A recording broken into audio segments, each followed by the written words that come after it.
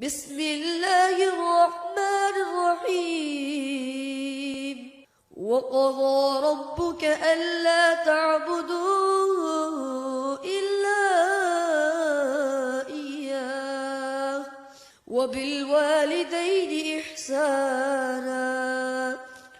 إما يبلغن عندك الكبر أحدهما أو كلاهما فلا تقل لهما أف ولا تنهرهما وقل لهما قولا كريما واخفض لهما جناح الذل من الرحمة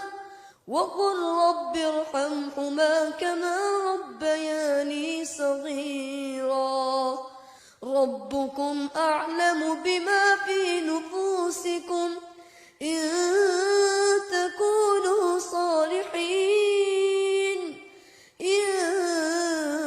تكونوا صالحين فإنه كان للأوابين غفورا صدق الله العظيم.